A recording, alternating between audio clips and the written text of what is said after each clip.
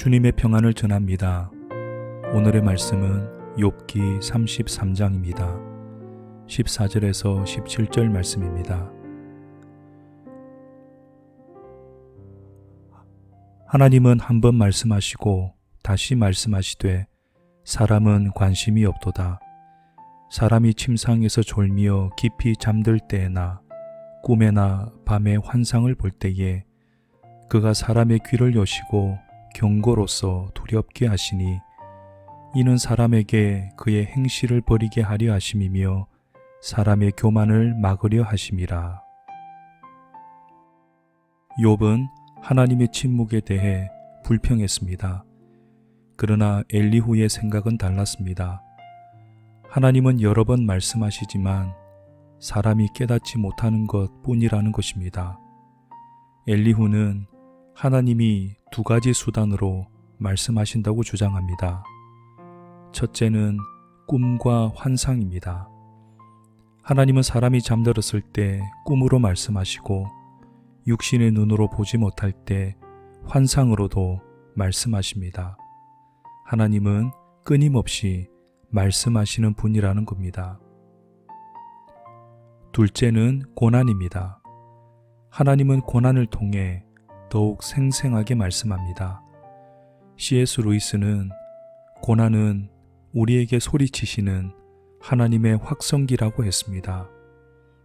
고난당할 때 사람의 마음은 가난해지고 그로 인해 하나님의 세미한 음성도 들을 수 있게 됩니다.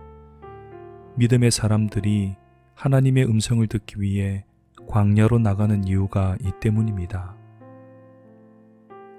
엘리후의 주장은 틀리지 않았습니다.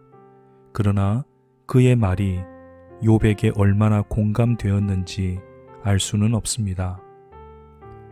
아무리 신앙의 잣대가 옳다고 해도 다른 사람을 판단하고 재단하는 일은 굉장히 조심스러워야 합니다.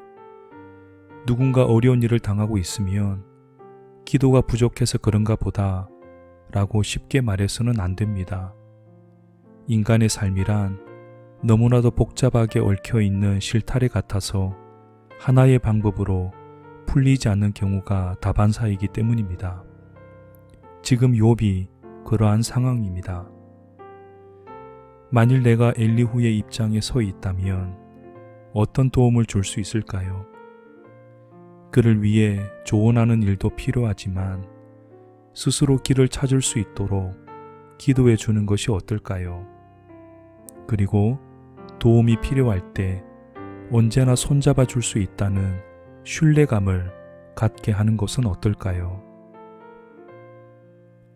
사랑의 주님, 주님은 다양한 방식으로 말씀하시지만 무엇보다 사람을 통해 말씀하십니다. 내가 오늘을 사는 이유는 누군가에게 주님의 메신저가 되기 위함입니다.